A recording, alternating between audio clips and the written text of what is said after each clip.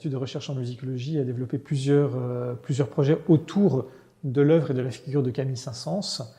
Parmi les deux grands principaux chantiers, il y a l'édition de ses œuvres instrumentales complètes, et puis un travail aussi sur l'édition de la correspondance de Camille Saint-Saëns. Et plus ponctuellement, nous participons à différents projets, notamment ce projet que nous menons en partenariat avec le Musée des instruments avant à la Couture-Bousset, autour de la thématique de Camille Saint-Saëns et les instruments avant.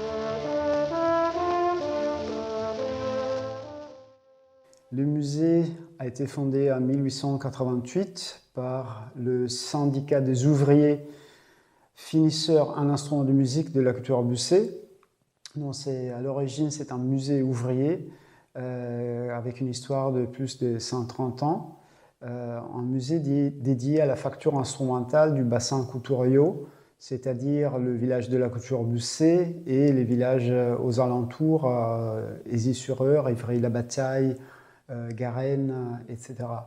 La mission principale du musée, c'est-à-dire valoriser cette histoire qui remonte quand même au XVIIe siècle et qui est encore aujourd'hui vivant grâce à 3 entreprises qui restent sur le territoire. Alors pour cette exposition, nous sommes partis d'un double constat.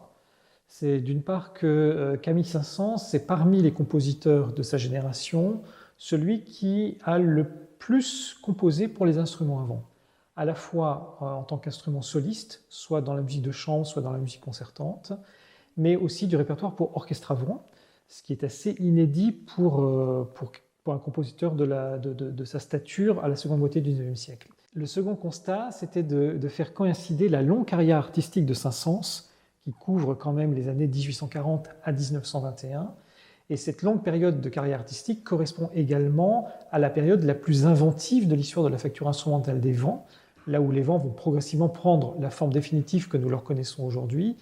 Et donc l'idée était de juxtaposer ces deux éléments pour voir dans quelle mesure les compositions de Saint-Saëns pour instruments avant correspondaient ou non à des phases d'évolution de la facture instrumentale.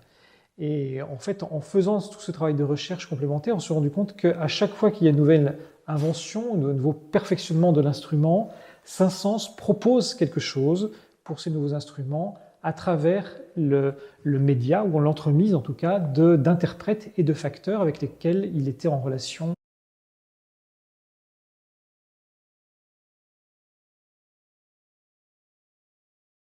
À l'origine, l'année dernière, on espérait de pouvoir trouver des liens entre la facture instrumentale de la Couture-Bousset. On imaginait qu'il y avait des liens entre Saint-Saëns et la facture instrumentale du bassin Couturio. Et en effet, grâce à 6 mois de recherche et de travail, on les a trouvés. L'idée, c'était vraiment de valoriser tous les corpus pour instruments avant de Saint-Saëns au travers les échanges et les collaborations qu'il y a eu avec les virtuoses, avec les solistes, avec les musiciens et parfois avec les facteurs, et donc de faire ressortir un répertoire qui, comme corpus, n'a pas vraiment jamais étudié.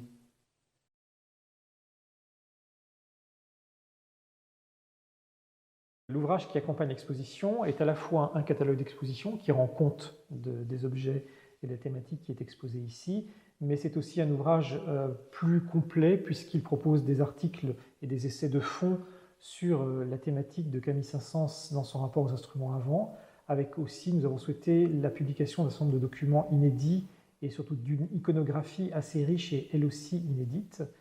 Et nous avons souhaité aussi accompagner l'exposition et cet ouvrage catalogue d'une série, d'une anthologie d'enregistrements historiques qui donc ont été enregistrés soit du vivant même de Saint-Saëns, soit par des interprètes avec lesquels Saint-Saëns a pu travailler au cours de sa carrière. Ce qui rajoute une dimension sonore dans cette recherche à la redécouverte des instruments, mais aussi des sonorités de ces instruments qui ont beaucoup évolué en fait entre la fin du XIXe siècle et l'époque qui est la nôtre aujourd'hui.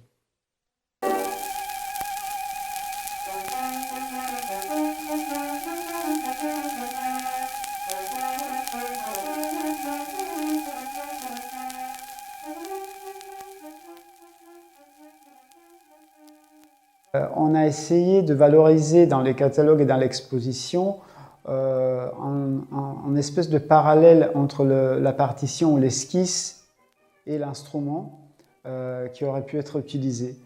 Un autre lien intéressant avec Saint-Saëns, c'est l'harmonie du village, l'harmonie de la culture Busset, qui a une histoire très longue qui remonte en 1848.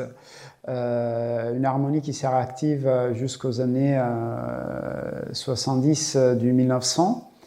Et cette harmonie participe à plusieurs concours au XIXe siècle. Et parmi ces concours, il y en a deux où Saint-Saëns est membre du jury.